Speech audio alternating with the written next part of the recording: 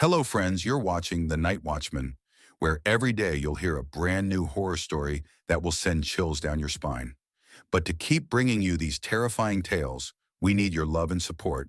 So don't forget to like, comment, and subscribe. Now let's begin the story. I never liked night parties. Not because I was boring, but because I'd learned early in life that the worst things never happen in silence. They happen when music is loud enough to hide screams, when lights are dim enough to blur faces, and when people are drunk enough to forget details that matter later.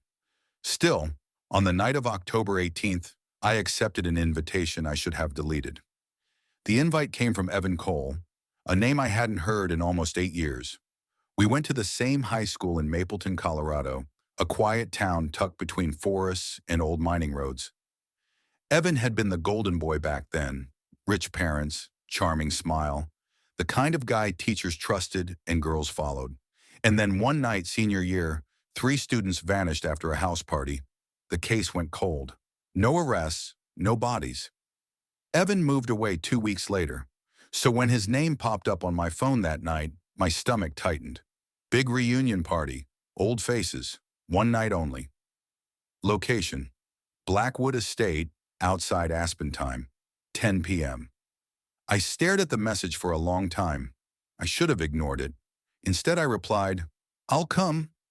I need to explain something about myself. I'm not a thrill seeker. I'm a crime podcast editor, the kind who listens to hours of raw police audio, distorted 9/11 calls, interviews filled with lies and half-truths. I don't believe in ghosts or curses, but I believe in patterns." And Evan's invite broke every pattern. The Blackwood Estate wasn't a party house. It was an abandoned private property once owned by a reclusive oil investor who died under suspicious circumstances. The place had been sealed after multiple trespassers went missing over the years, officially labeled as accidents. Unofficially, locals called it the place that eats people. Yet Evan had somehow secured it for a reunion party. I told myself I was going for closure. The truth, I wanted answers. I reached the estate a little past 10:30 p.m. The road leading there was narrow, unlit, and lined with trees so tall they swallowed my headlights. My GPS stopped working a mile before the gate. When I finally saw the house, my breath caught. Blackwood Estate wasn't just big, it was watching. Hundreds of people were already there. Cars parked haphazardly, bass thumping through the ground. Lights flickering inside the massive structure like a heartbeat. I stepped inside. The smell hit first. Alcohol, sweat, something metallic underneath. Music roared from hidden speakers. People laughed, danced, drank. It looked normal. Too normal. Then I noticed something strange. No one was leaving. I didn't see a single person walking toward the exit. Every conversation seemed to pull people deeper into the house, farther from the doors. I found Evan near the main hall. He looked unchanged. Same smile, same calm eyes. "Glad you came," he said, gripping my shoulder a little too tightly. "Tonight's special." "Why invite me?" I asked. He smiled wider. "You remember things." Around midnight, the music cut off abruptly. Evan climbed onto a staircase and raised a glass. "Quick announcement," he said. "House rules." People laughed. Rule 1, stay inside after 12:30. Rule 2, if you hear your name called from a dark room, don't answer. Rule 3, if you see someone standing still for too long, leave them alone. Everyone laughed harder. I didn't, because I recognized those rules. They were pulled straight from old witness statements, accounts from people who escaped previous disappearances at Blackwood Estate. My hands started shaking. At 12:47 a.m., I noticed a girl standing in the corner of the hallway. She wasn't moving. Music was back on, people brushed past her, but she stood perfectly still, eyes wide, mouth slightly open. I waved my hand in front of her face. Nothing. Then she whispered my name. I stepped back. "No," she said quietly, voice breaking. "It's not my turn." Before I could react, 2 men appeared behind her and gently guided her down a staircase I hadn't seen before. One that led below the house. She didn't resist. No one else seemed to notice. I found Evan again near the bar. "What the hell is this?" I demanded. He leaned in close, his breath cold. "A transaction." he explained calmly. Blackwood Estate didn't kill randomly.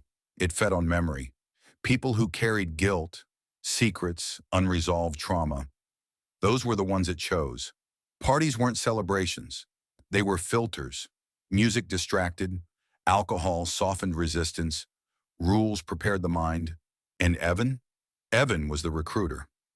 What about the missing kid? I asked. He smiled. They're still here.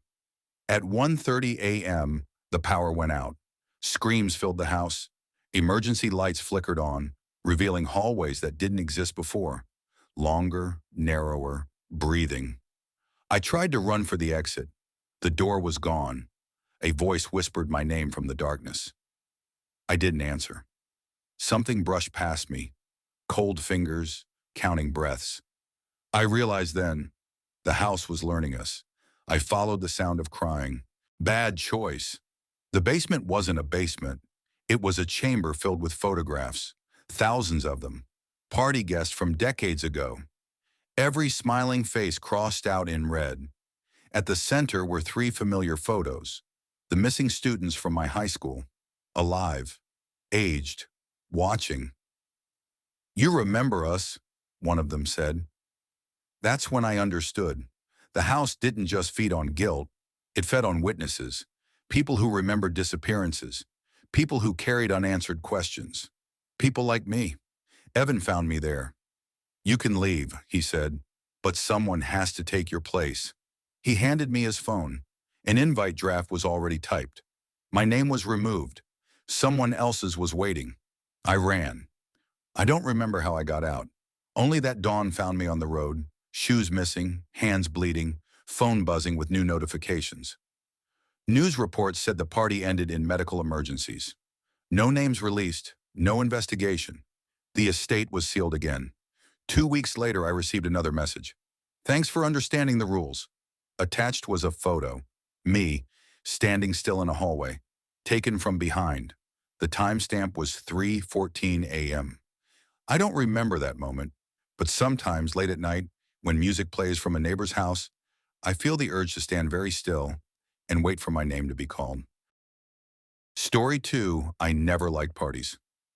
That alone should have been my excuse not to go that night. But when you're 26, broke, trying to forget a past that keeps clawing at you, and your best friend says, one night won't kill you, you believe him. I believed him. I was wrong. I grew up in Oak Ridge, Colorado, a quiet town tucked between forested hills and long stretches of highway where headlights disappear faster than people do. It's the kind of place where everyone knows your last name before they know your first.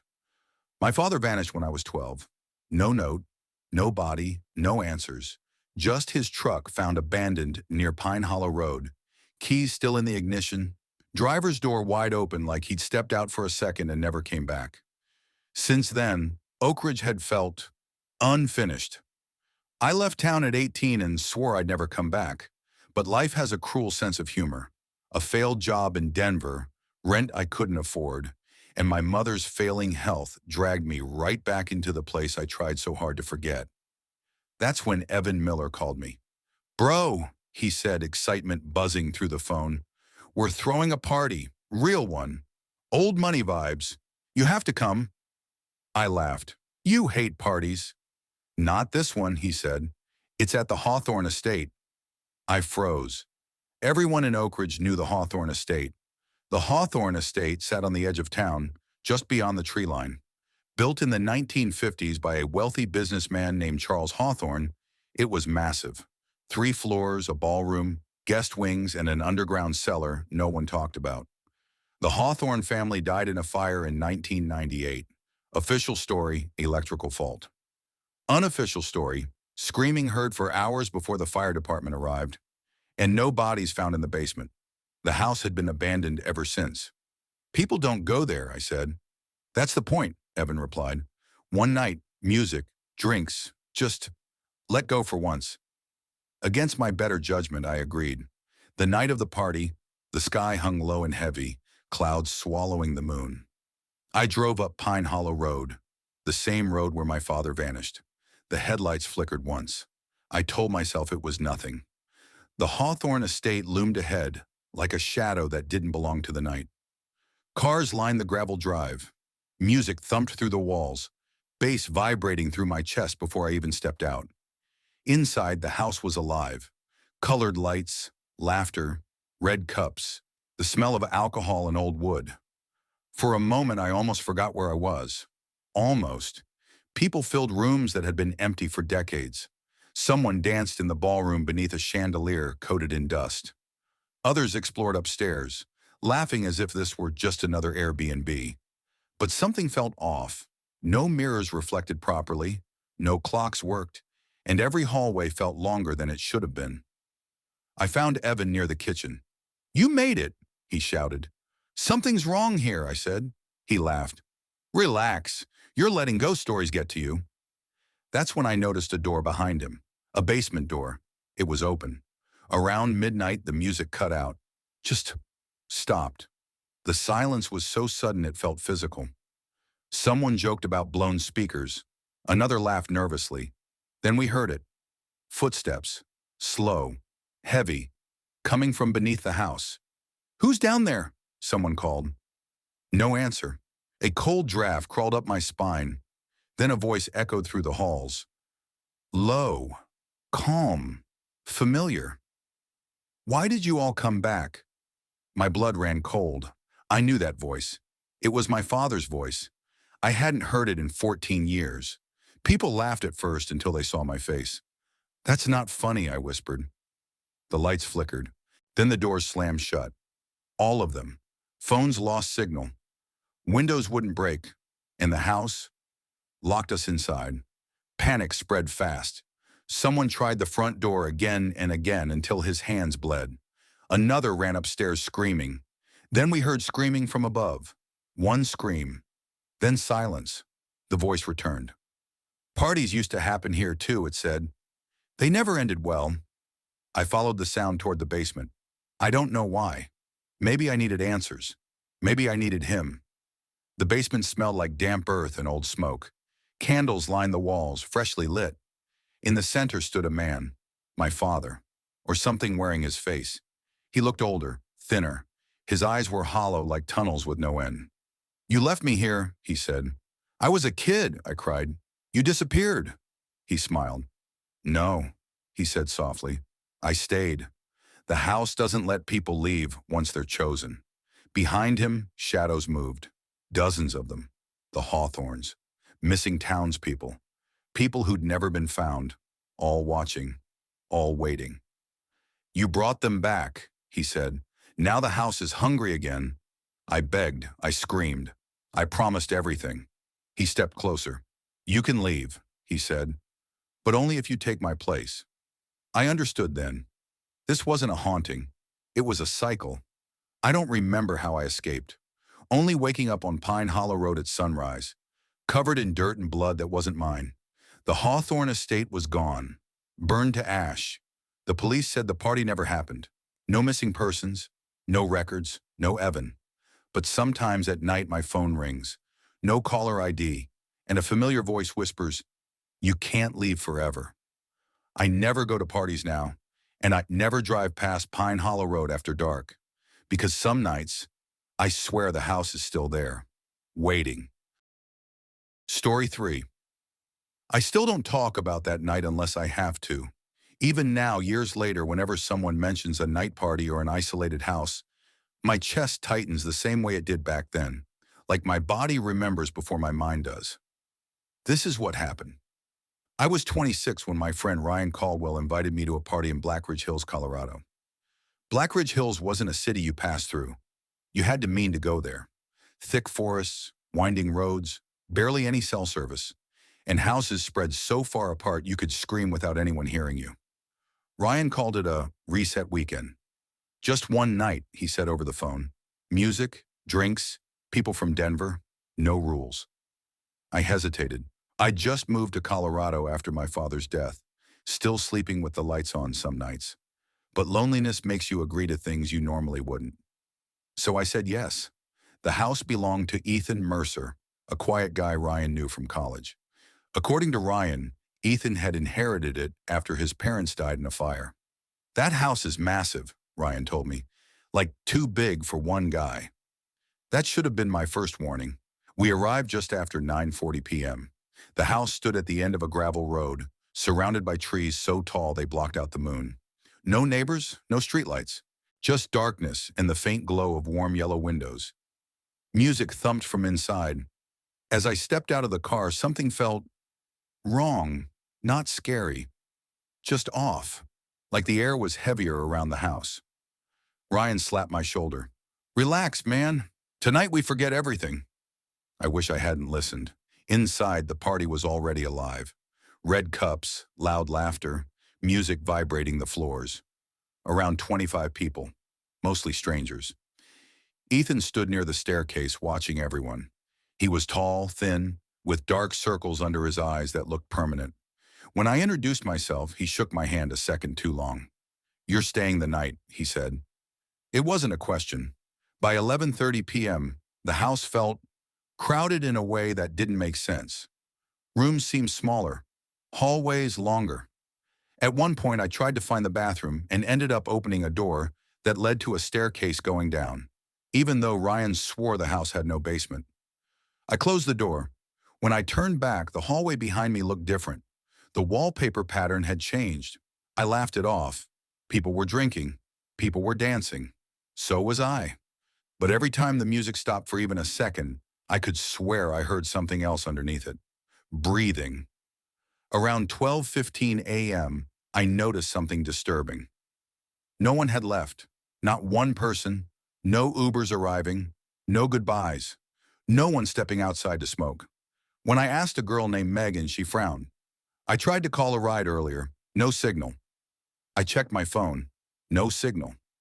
The first scream came from upstairs. Music stopped instantly. A guy ran down the stairs, pale and shaking. There's someone in the guest room, he said. Just standing there, not moving. Ethan smiled. That room hasn't been used in years. People laughed nervously.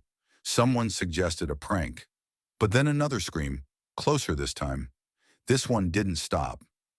We rushed upstairs. The guest room door was open. Inside stood a woman. She was facing the wall. Her feet didn't touch the floor.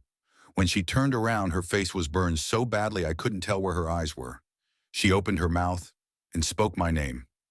I ran, down the hallway, past doors that hadn't been there before, past windows that showed nothing but darkness, even though we were on the second floor. People were screaming. Doors were slamming. The house was changing. Walls breathing. Floors groaning. The music came back on by itself. Slow, distorted, like a dying record. I found Ryan in the living room, holding his head. This house doesn't let people leave, he said. What do you mean? He looked at me, tears in his eyes. Ethan's parents didn't die in a fire. They were trapped here during a party. So were their guests. I realized something then. The house wasn't haunted. It was hungry. Ethan appeared in the doorway. The house wakes up at midnight, he said calmly. It needs company. People tried to attack him. The floor opened beneath them. The walls swallowed their screams. I don't remember every detail after that. Just running. Just doors leading nowhere. Just voices begging me to stay. At 3:17 a.m., I found the front door. It was breathing. I pushed through it anyway. I woke up in the woods at sunrise. Alone. The house was gone. So was Ryan. So was everyone else. The police never found anything. No house. No bodies. No records of Ethan Mercer. Just one thing. Every year on the same night, party invitations start circulating online. Same location. Same promise. A night you'll never forget. I delete them. But sometimes, I swear I can still hear the music. Story 4. I never liked parties. Not because I was antisocial, but because loud music, drunk laughter, and flashing lights always made me feel like something bad was hiding just beneath the surface, like chaos pretending to be fun. Still, on October 28, 2019, I said yes. That night changed everything. My name is Ethan Walker, and this happened in Clearwater Falls, Oregon, a quiet town where nothing ever made the news until Raven Hill Drive did. 3 months before the party, my younger sister Emily died. Officially, it was ruled an overdose. But Emily didn't do drugs. She was 22, worked part-time at a bookstore, hated crowds, and had panic attacks just ordering coffee. The idea of her overdosing at some wild party never made sense to me. Her phone was never found. The case was closed in 11 days. My parents accepted it. I didn't. When my friend Mark Reynolds invited me to a massive night party at a rented mansion on Ravenhill Drive, I almost refused, until he casually said, "Bro, I heard Emily was at a party near that area before she, you know." That sentence haunted me. So I went. The house on Ravenhill Drive didn't look real. It was a 3-story mansion hidden behind tall pine trees, glowing with purple and blue lights. Music thumped so hard I felt it in my chest before I even stepped out of the car. Dozens of people were already there. College kids, influencers, locals, strangers. Everyone was smiling. Everyone looked alive. Mark handed me a red cup. "Relax, man. Tonight's about forgetting." I forced a smile. Inside, the place was chaos. Laser lights slicing through smoke, bass rattling the walls, bodies moving like shadows. Alcohol spilled on hardwood floors. Laughter echoed too loudly. Something felt off, not scary, just wrong, like the house was listening. Around 11:40 p.m., I noticed a girl standing alone near the staircase. She wore a black dress, no phone, no drink. She wasn't dancing. She was watching. Her eyes locked onto mine. For a split second, my heart stopped. She looked exactly like Emily. Same height, same hair, same nervous posture. I blinked. She was gone. I laughed nervously and blamed the alcohol, even though I'd barely sipped. That's when my phone buzzed. "Unknown number. You shouldn't be here, Ethan." My blood ran cold. I replied immediately. "Me, who is this?" No response. I started asking around. No one knew the owner of the house. No one knew who organized the party. They all said the same thing. "I just got a DM." I checked my phone again. Another message. "Unknown number. She didn't overdose." My hands were shaking now. I pushed through the crowd toward the backyard, desperate for air. That's when I saw the shed.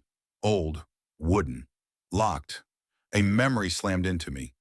Emily once told me, weeks before she died, that she went to a party where people disappeared for a while and came back different. At the time, I thought she was joking. I wasn't laughing now. At 12:30 a.m., the power flickered, just for a second, enough to make everyone cheer. I didn't. I noticed something worse. The door to the basement was open. No music down there. No lights, just darkness and a smell. Metallic. I don't know why I went down. I just knew I had to. Each step creaked under my weight. The music upstairs faded, replaced by a low humming sound, like electricity running through flesh. At the bottom, I found phones. Dozens of them, thrown into a corner. Some cracked, some buzzing. One of them lit up. Emily's phone. Behind a plastic curtain, I found the room. Cameras, chairs, stains on the floor that had been scrubbed. But not enough. This wasn't a party house. It was a hunting ground. People were drugged upstairs, brought down, filmed, threatened. Blackmail. Some didn't survive. I heard footsteps. I turned. The girl in the black dress stood there. Up close, she wasn't Emily. She was thinner, pale, her eyes sunken. "You're late," she whispered. Emily tried to leave. My throat closed. "She screamed," the girl continued calmly. "They don't like screamers." I ran.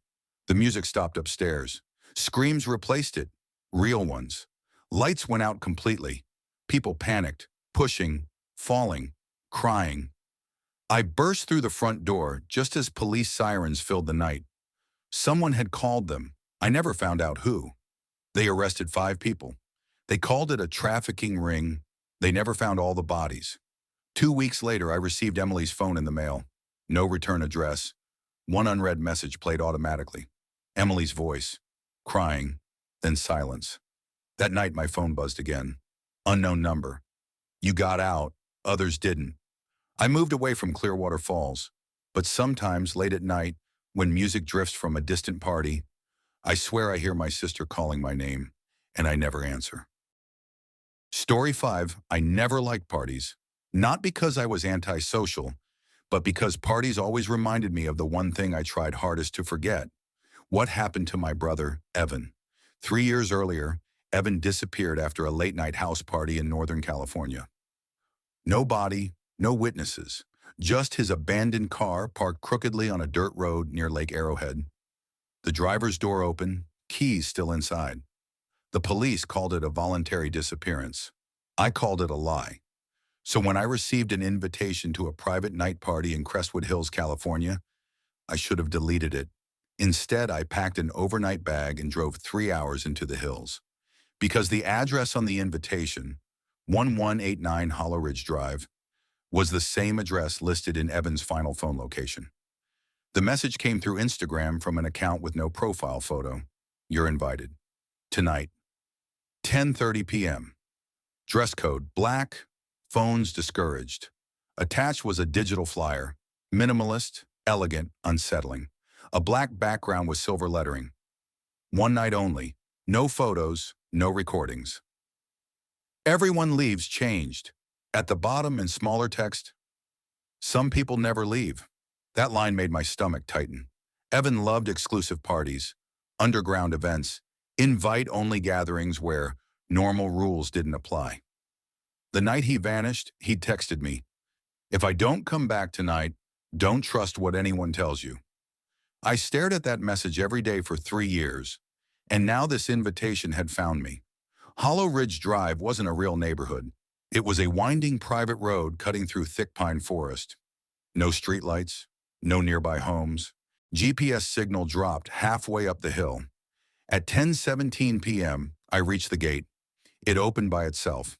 The house was massive, modern glass and concrete, built directly into the hillside. Music pulsed through the walls, low and heavy, vibrating in my chest before I even stepped out of the car. Dozens of luxury vehicles lined the driveway. This wasn't a trap. This was a carefully curated event. Inside, the atmosphere was unreal. Dim amber lighting, slow electronic music. People dressed in black, moving like shadows. Everyone looked perfect. Too perfect. As if they'd been selected. A man in a black suit took my phone at the door. "No devices," he said calmly. "For everyone's safety." I hesitated. Then I handed it over. That was my first mistake. The guests were friendly, but distant. Conversations felt rehearsed. I spoke to a woman named Marissa, who said she attended one of these parties before. "People think it's about drugs or sex," she said, sipping a drink. "It's not. It's about release." "Release from what?" I asked. She smiled faintly. "From who you were before you came." That answer chilled me. Another guest, Daniel, mentioned something that made my blood run cold. "Did you know someone named Evan?" he asked casually. I froze. "How do you know that name?" He frowned as if confused. "I don't know. It just came to me." That was when I noticed something horrifying. Several guests wore small silver bracelets, each engraved with a name. I scanned them. Jessica, Mark, Caleb, Hannah, and then Evan. My legs nearly gave out. At midnight, the music stopped. A woman's voice echoed through hidden speakers. "Thank you for joining us. The real party begins below." A hidden door slid open near the bar. A staircase descended into darkness. No one hesitated. Neither did I. The basement wasn't a basement. It was a ceremonial chamber. Stone walls, candles, mirrors lining every surface.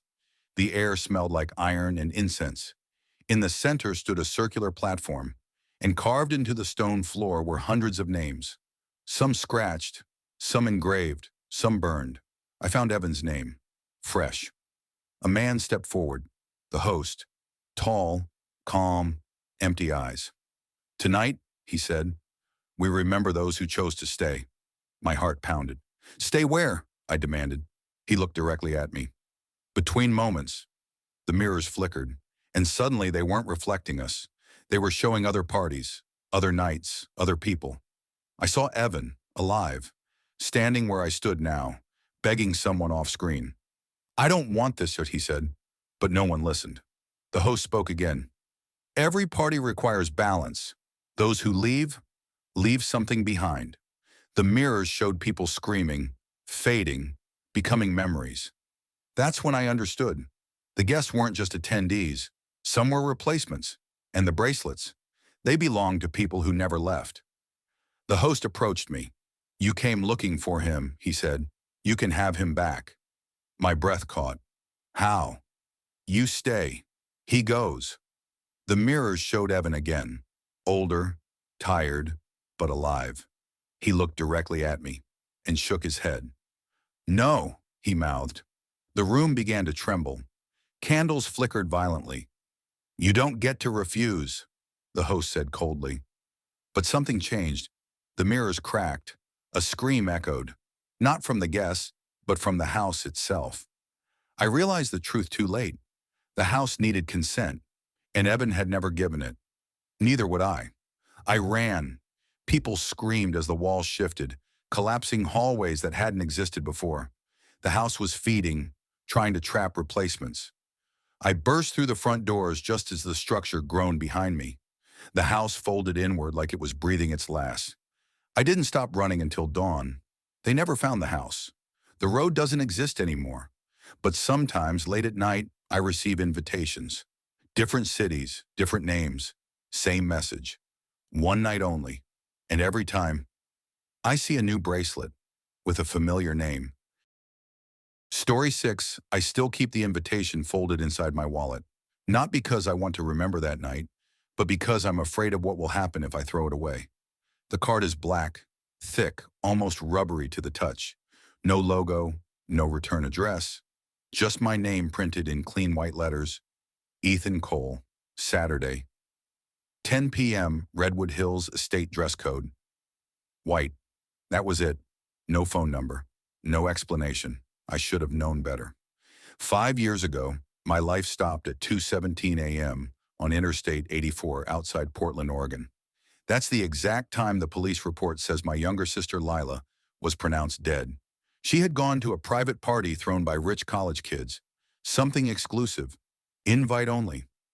I remember how excited she was. She wore a white dress that night. Said everyone had to. Her car was found abandoned near a Forest Service road. No sign of a crash. No struggle. Just the door open and her phone still charging in the cup holder. They never found her body until 3 weeks later. Official cause of death, exposure. Unofficial truth, no one cared enough to look deeper. The host denied knowing her. Guests claimed they didn't remember. Police labeled it tragic but accidental. I never believed that. After Lila's death, I left Oregon. Changed cities, changed jobs, tried to forget. Then 5 years later, that invitation arrived at my apartment in San Diego, California. I hadn't told anyone my address. I stared at the card for hours. Redwood Hills Estate didn't exist on Google Maps. No website, no event listings, nothing. Every instinct screamed not to go, but something else, something darker pulled at me. Lila's last party had also been exclusive, also invite only, also required white clothing. I bought a cheap white shirt from a Target on Mission Valley Road. I told myself I'd just look, stay 10 minutes, leave. That was the lie I needed to tell myself. Redwood Hills was 2 hours north, hidden behind winding roads and dense trees. My GPS lost signal 10 minutes before arrival. Then I saw the gate. Tall iron bars, no sign, no security booth.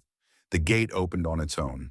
As I drove in, my headlights revealed dozens of parked luxury cars, Mercedes, Teslas, Range Rovers, all spotless, all expensive. Music pulsed through the trees. Deep bass, slow, almost like a heartbeat. Everyone wore white. Men, women, even the staff. The house itself wasn't a house.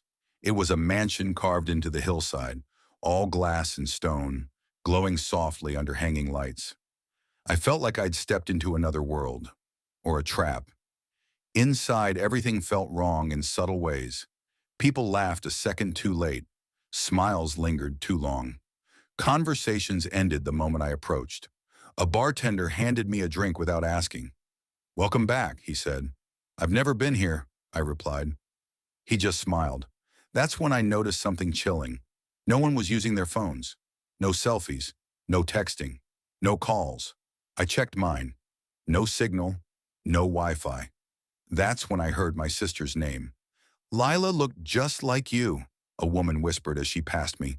I grabbed her arm. "What did you say?" She looked genuinely confused. "I didn't say anything." Her eyes were glassy, empty. At exactly 11:30 p.m., the music stopped. A man stepped onto a raised platform near the fireplace. Tall, mid-40s, calm smile. "Welcome," he said. "Some of you are new, some of you are returning." Returning? "Tonight is about remembrance," he continued. "About balance." A chill ran down my spine. Those who stayed too long before, those who were taken too early.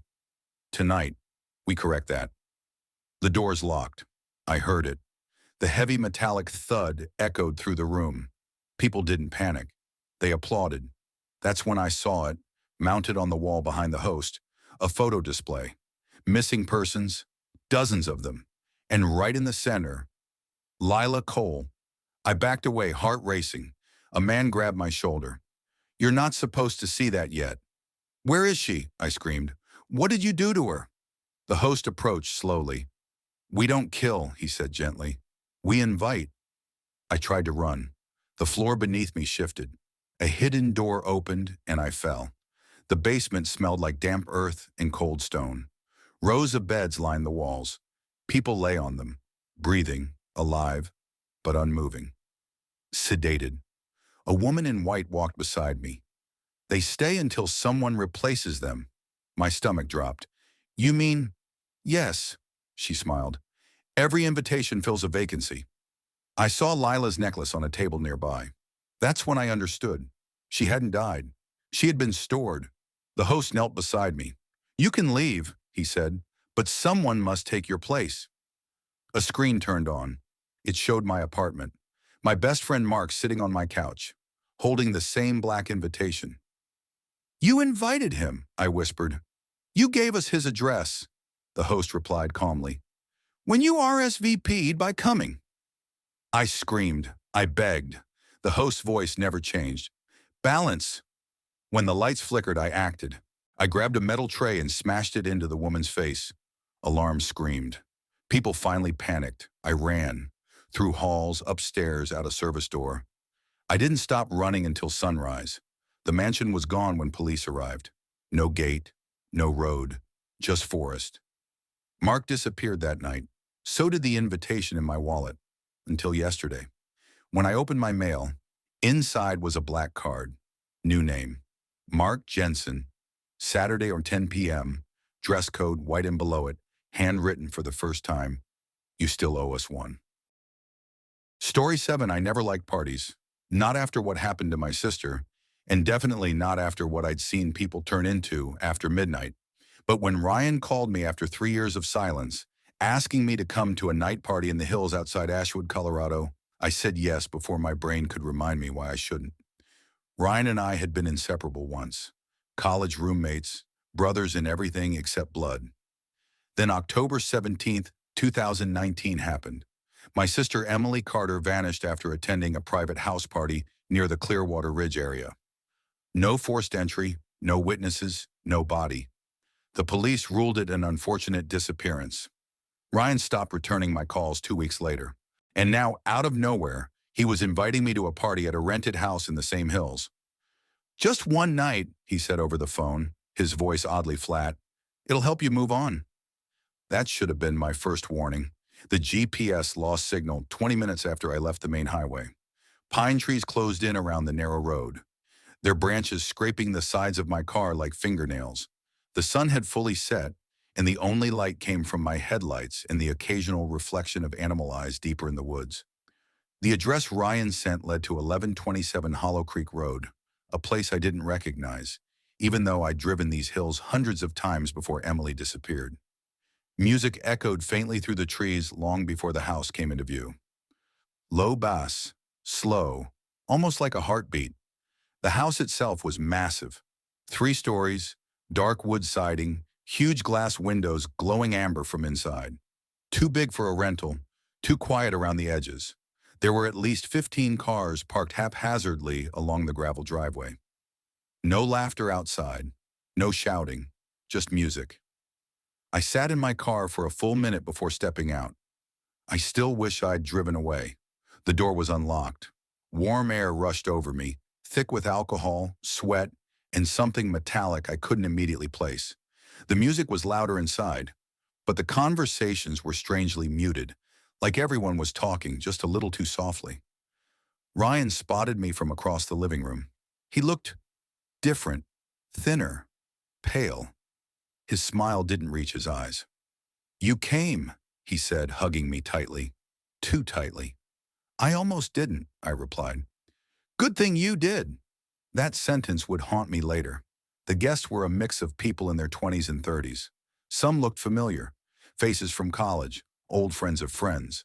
Others were complete strangers. Everyone held a drink, but I noticed something unsettling. No one looked drunk. Time felt wrong in that house. My phone showed 10:47 p.m., but the sky outside the windows was pitch black, moonless. The clocks on the walls, 3 of them, each showed different times. When I asked Ryan about it, he laughed. "Old house problem." I didn't plan to bring up Emily. It just happened. A girl near the kitchen, Lauren, according to her necklace, asked how I knew Ryan.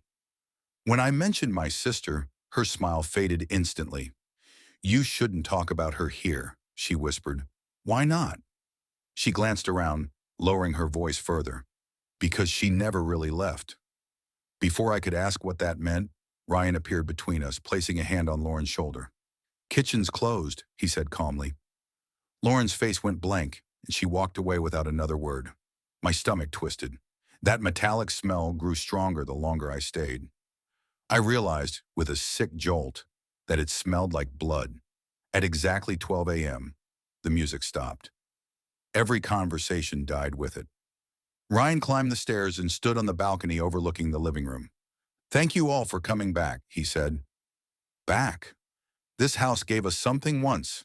Tonight it asked for balance." The lights dimmed. Someone screamed. The doors slammed shut on their own. Every single one. Windows fogged over instantly like the house had exhaled. That's when I noticed the floor. Dark stains beneath the rugs. Old ones. Layered. I backed toward the door, heart pounding, but it wouldn't budge. Ryan's eyes locked onto mine. "You were always supposed to be here," he said. They led us downstairs. The basement was unfinished, concrete walls lined with candles, symbols carved into the floor, names scratched into the walls. I saw Emily Carter among them. I lost control. Ryan confessed then. Not with guilt, but with relief. The party Emily attended years ago wasn't an accident. It was a ritual, a trade. The house demanded one person every year to keep its guests alive, to keep their secrets buried, to keep the guilt away. Emily tried to leave. So did others. They were still here, bound to the house, watching, whispering. The people at this party weren't guests. They were replacements, and I was the final one needed. I don't remember everything clearly after that. I remember the candles going out one by one.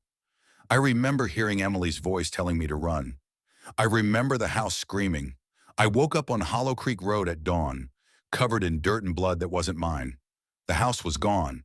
Nothing but scorched earth and dead trees remained. The police never found Ryan. They said the house never existed. But sometimes, just before midnight, my phone lights up with a notification. Unknown contact. You're invited. And somewhere far away, music starts to play. Story 8, I never wanted to go to that party. That's the part that keeps circling in my head now. How my instincts warned me, and how I ignored them anyway. It was October 14th, a Friday night, when my phone buzzed with a text from Evan Miller, an old college friend I hadn't seen in almost 6 years. "Big reunion party tonight, Lake Crest House. You should come." Lake Crest House. Even reading the name made my chest tighten. Lake Crest wasn't just a house. It was a massive, half-abandoned property on the outskirts of Hollis Ridge, Pennsylvania, overlooking a black, still lake surrounded by dense forest. Back in college, it had a reputation. Parties, disappearances, police visits, rumors no one ever fully explained.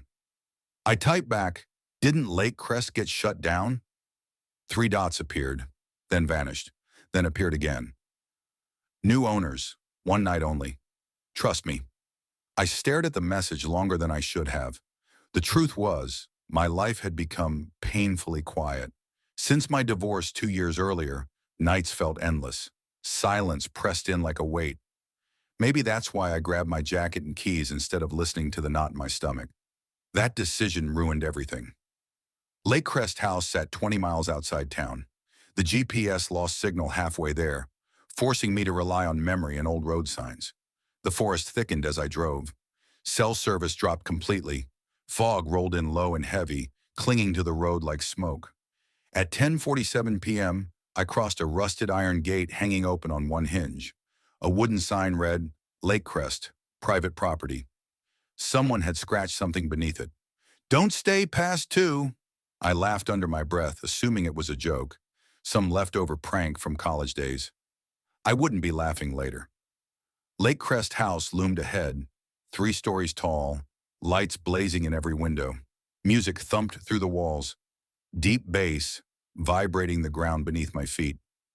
Cars were parked everywhere. At least 50 people had shown up. Inside, the air smelled of alcohol, sweat, and something metallic underneath. People laughed, danced, drank like nothing in the world could touch them. I spotted familiar faces, old classmates, former teammates, people I hadn't thought about in years. But something felt off. Everyone seemed just a little too excited, eyes too bright, smiles that lingered half a second too long. Evan found me near the kitchen. Man, you actually came, he said, clapping my shoulder. Place looks different, I replied. He nodded. Yeah, but it's still Lake Crest. That should have been my cue to leave. Around midnight, the music cut suddenly. A woman I didn't recognize stepped onto the staircase. She wore a black dress, hair pulled tight, eyes sharp and watchful. Welcome, everyone, she said. I'm Claire Rowan. Tonight is special. People cheered. This house has history, she continued. Tonight, we honor it. Someone shouted, shots! Laughter erupted. Music resumed. But Evan leaned close to me and whispered, you know about Marcus Hill, right? I shook my head. Evan swallowed. He went missing here in 2011, same night as one of these parties. Police ruled it accidental. Body never found. My skin prickled. Why are you telling me this now? Because, Evan said quietly, Claire was his girlfriend. I turned toward the stairs. Claire was watching me. At 1:30 a.m., I tried calling an Uber. No signal. I stepped outside for air. The fog had thickened, swallowing the driveway and trees. The lake was barely visible, flat, black, and silent. Behind me, the door creaked open. Claire stood there. Leaving already? She asked. I'm not feeling great, I said. She smiled. No one leaves before 2. Is that a rule? It's tradition. Her smile never reached her eyes. At 1:57 a.m., the power went out. The music died. Lights snapped off. Screams echoed through the house. Emergency lights flickered on, bathing everything in red. That's when I noticed the doors.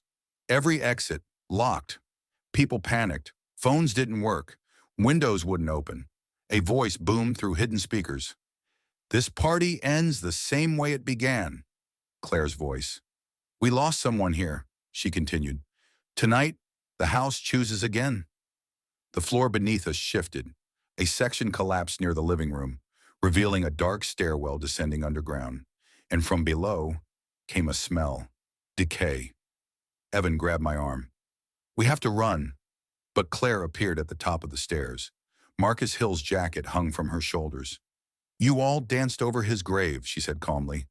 Now you'll understand. Something moved in the darkness below. Not one thing, many. Hands scraped against stone. Voices whispered names, our names. The house wasn't abandoned. It was hungry. People were dragged, screaming into the stairwell. The walls pulsed like they were breathing. Evan shoved me toward a service hallway I hadn't noticed before. We ran. Behind us, bones cracked, wood splintered. At the end of the hall was a door marked Boathouse Access. We burst through and stumbled onto the lake dock. The fog parted just enough to reveal the water. Bodies floated beneath the surface. Dozens. Evan stared, frozen. A hand grabbed his ankle. He screamed once before being pulled under. I ran. I woke up at dawn, lying on the road outside the property.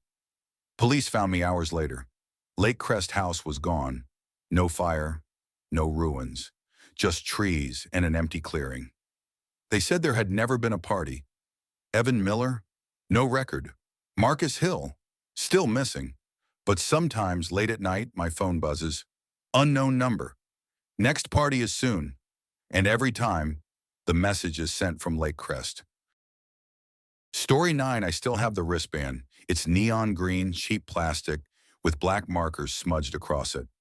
Ridge Night, October 12th. I found it last week in the back pocket of a jacket I haven't worn since the night everything went wrong. The moment I touched it, my stomach tightened the same way it did that night, like my body remembered before my mind wanted to. I didn't plan on going to that party, I never did. But sometimes the worst nights of your life start with a text that just says, "You coming or what?" I was 24, living in Columbus, Ohio, working a forgettable job at a logistics warehouse near the Scioto River. My days were forklifts, dust, and the constant hum of fluorescent lights. Nights were Netflix and cheap takeout. The party was supposed to be different. It was being held at an old rental house up in Miller's Ridge, a wooded area about 40 minutes outside the city. The place had been passed around college circles for years. Quiet, isolated, perfect for loud music and no neighbors calling the cops. My friend Evan Carter was the one pushing it. "Man, everyone's going," he said over the phone. "Bonfire, DJ setup, open bar. You need this." I told him I was tired, that I had an early shift. He laughed. "You always say that. Just come for a bit." That was the first mistake. The second was ignoring the uneasy feeling I got when I searched the address and saw how far it was from anything that looked like help. We drove up together, me, Evan, Lena Brooks, and Tyler Nguyen. The road narrowed the farther we went. Streetlights disappeared. Cell service dropped to one bar, then none. Trees crowded the road like they were leaning in to listen. Lena noticed it too. "Does anyone else feel like we're driving into a horror movie?" she joked. No one laughed. When we finally pulled up, the house looked wrong. Not abandoned, just old. 2 stories, white paint peeling, porch light flickering, music thumped from inside, bass vibrating through the ground. Cars were parked randomly along the dirt clearing, headlights already dead. Someone had spray-painted Ridge Night across a plywood sign nailed to a tree. The woods behind the house were darker than the sky. I remember thinking, if something happens out here, no one's coming. Inside it was chaos. Red and blue party lights, sweat, bodies pressed together. The smell of alcohol and smoke hung heavy in the air. Someone had set up a DJ booth in the living room. The furniture had been pushed aside or stacked against the walls. People I recognized. People I didn't. Everything felt normal enough, at first. I grabbed a beer. Evan disappeared into the crowd. Tyler went to flirt with a girl near the kitchen. Lena stayed close to me. "Just don't leave me alone," she said, half smiling. I promised I wouldn't. That promise didn't last long. Around midnight, the power flickered. Music cut out for a second. Lights dimmed.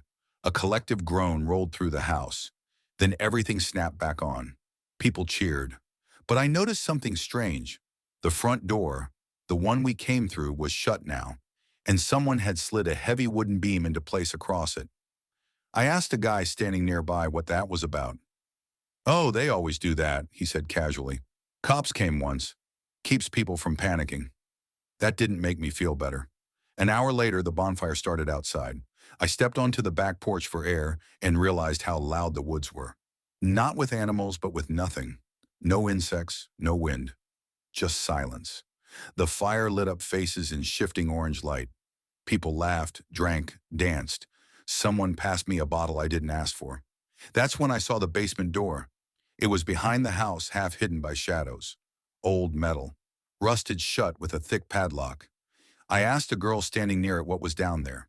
She frowned. "They told us not to go near that." "Who's they?" She didn't answer. Just walked away. At 1:17 a.m., someone screamed. Not a playful scream. Not a drunk scream. A real one. Music cut instantly. People froze. The scream came again, muffled this time from inside the house. Probably someone messing around, Evan said, but his voice lacked confidence. Then a guy came running from the hallway, pale and shaking. "There's someone locked in the bathroom," he said. "They're crying." That's when panic started creeping in. The bathroom door was locked from the outside. When we forced it open, the girl inside was shaking. Mascara streaked down her face. "They shut the lights off," she whispered. "Someone was standing outside the door. I could hear breathing." No one admitted to it. That's when the power went out again. This time it didn't come back. Phones came out, no service. Flashlights flickered on, casting long shadows across the walls. Someone tried the front door. It wouldn't move. The wooden beam was now bolted into place. That's when we heard it. A slow, deliberate knock from the basement door. I wish I could say we ran, but curiosity is a quiet killer. A group of us went around back. The padlock on the basement door was gone. The door stood open an inch. Cold air spilled out, carrying a smell like damp earth and rust. Someone called down, "Hello?" The knocking stopped. Then footsteps started, coming up. I didn't see who grabbed Lena. I just felt her hand rip from mine. She screamed my name once. Then the lights went out completely. People ran, screamed, pushed past each other. Someone fell down the stairs. Someone else didn't get back up. I heard the basement door slam shut, and then came the sound I'll never forget, Lena screaming from below. Police reports say we called 911 at 1:43 a.m., but we didn't get service until we reached the main road, over 2 miles away. By the time officers arrived, the house was empty. No DJ equipment, no alcohol, no sign of a party ever happening. They found 3 of us wandering the road barefoot and bleeding, Evan, Tyler, and me. They never found Lena. They never found the basement. The house was demolished 3 months later, but sometimes late at night, my phone buzzes with a notification from an unknown number. No text, just a voice message, heavy breathing, and a faint sound behind it, knocking. Story 10?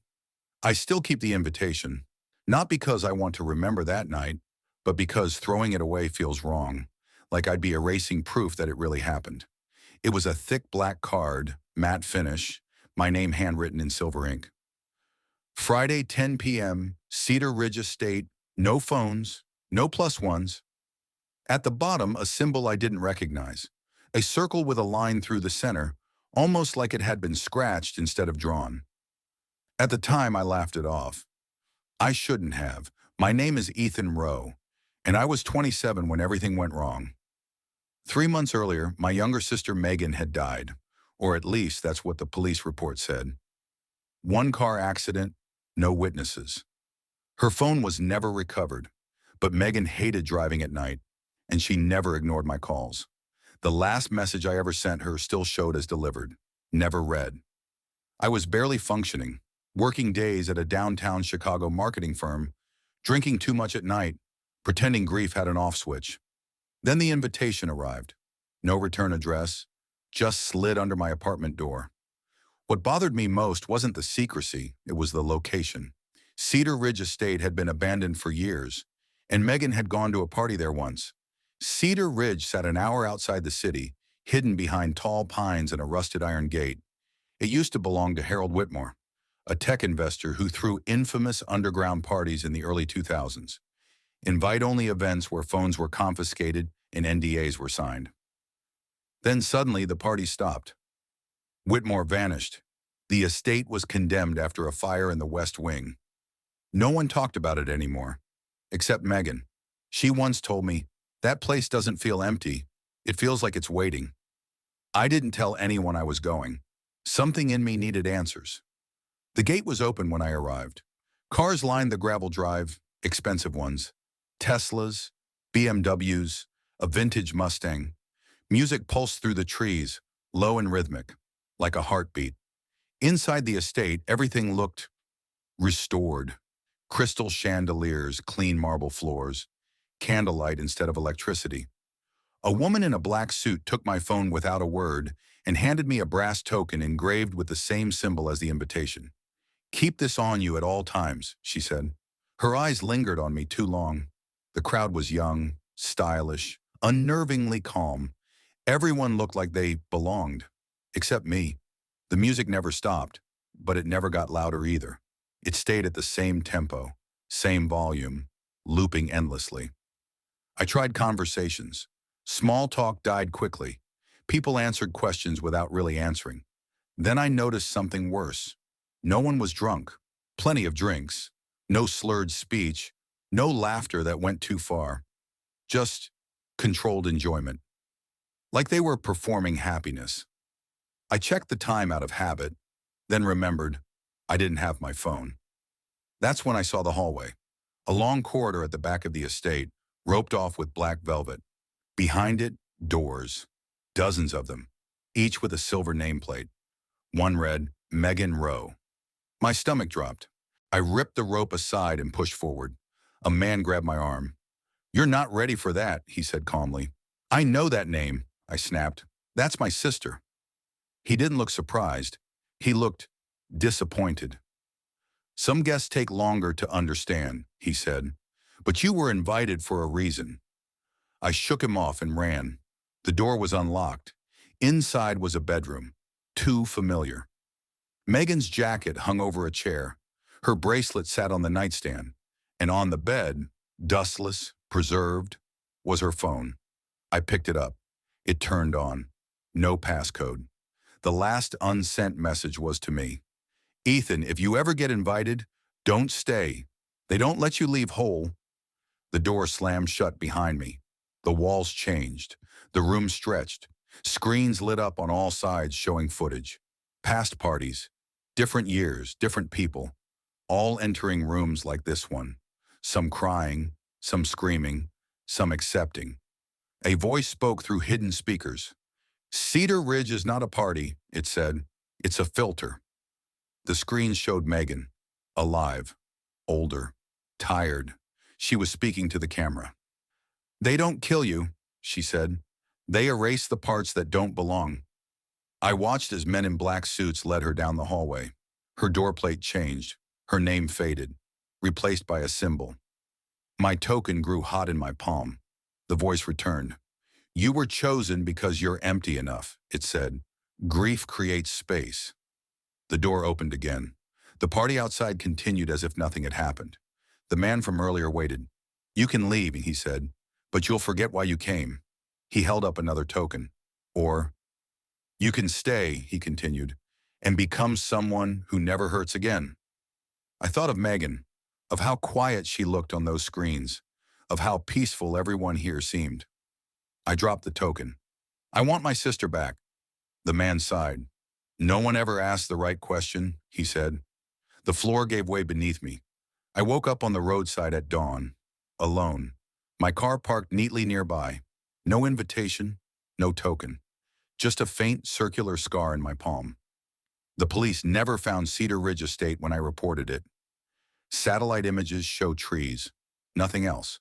But sometimes, late at night, I hear music, low, steady, and my phone, which I replaced months ago, occasionally lights up with a delivered notification. No message attached, just proof that something is still waiting, and that the invitation was never a one-time thing. Story 11, I never wanted to go to that party.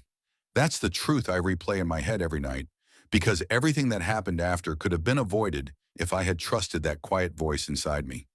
My name is Evan Mercer, and this story happened in October 2019 in a quiet suburban town called Hollow Creek, Colorado. The kind of place where nothing ever really happens. Tree-lined streets, two-story homes with white fences, porch lights that stay on all night because people trust their neighbors. I used to trust them too, until the night of the party on Oak Ridge Drive. 5 years before that night, my younger sister Lily disappeared. She was 19, college freshman, smart, careful. Not the kind of girl who vanished without a reason.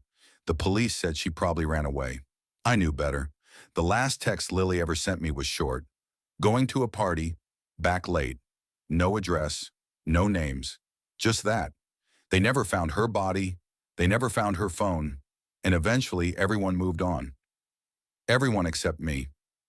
I stayed in Hollow Creek because leaving felt like abandoning her. I worked days at a hardware store, and nights as a delivery driver. Life was quiet, empty, and routine until I got the invitation. It came on a Friday night, slipped under my apartment door. No envelope, just a black card. On the front, written in silver ink, one night only. On the back, Oak Ridge Drive, house at the end, 10:30 p.m. No phones, no photos. Come alone. No name, no host, just an address. I laughed at first, thought it was some stupid college prank. But then my chest tightened, because Oak Ridge Drive was where Lily's phone last pinged before it went dead. I hadn't thought about that street in years. I should have thrown the card away. Instead, I got dressed. Oak Ridge Drive looked different at night. The streetlights flickered like they hadn't been serviced in years. Cars lined both sides of the road, expensive ones. BMWs, Teslas, black SUVs. The house at the end of the street was massive. 3 stories, all lights on, music pulsing through the walls, deep bass that you felt in your ribs. A handwritten sign near the front door read, "Welcome, phones off." Inside, the air smelled like alcohol, sweat, and something metallic I couldn't place. People were everywhere, at least 40 of them, all dressed like they belonged. Designer clothes, confident smiles, red plastic cups, and not a single one of them looked drunk. That was the first thing that felt wrong. I tried to blend in. Music thumped, laughter echoed. Someone brushed past me and whispered, "First time?" I turned, but they were already gone. Every room felt staged, too perfect, like a movie set pretending to be a party. No one danced wildly, no one spilled drinks, no one argued. They just watched each other, watched me. At exactly 11:11 p.m., the music stopped. Instantly, every light dimmed except the chandelier above the main hall. A man stepped forward, mid-40s, tall, clean-cut, calm smile. "Thank you for coming," he said. "Tonight is about connection." People clapped. I didn't. He continued. "Some of you are new. Some of you have been here before." My stomach dropped. "Tonight," he said softly, "we remember." That's when I saw the wall. Behind a velvet curtain was a hallway lined with photographs. Dozens of them. Polaroids. Faces. Young men. Young women. All smiling. All taken at parties. And then I saw one that shattered my breath. Lily. Same brown hair. Same dimple on her left cheek. The photo was dated October 14th, 2014. She was wearing the same jacket she vanished in. My knees went weak. I turned to ask someone, anyone, what this was. No one answered. They were all staring at me now. The man from before approached me slowly. "You look like you've seen a ghost," he said kindly. "That's my sister," I whispered. "Where is she?" He nodded. "She was special." Rage flooded me. "Where is she?" He leaned in. "This house is for people who take what they want and never get caught." I tried to run. The door was locked. Every exit was locked. The music started again, low, slow, pounding. 2 men grabbed my arms. The crowd closed in. They dragged me downstairs, concrete walls, fluorescent lights, a long table. Photos lined the walls, all missing persons. The man smiled. "Your sister didn't survive the final night." I screamed. He continued calmly, "But you were invited because blood remembers."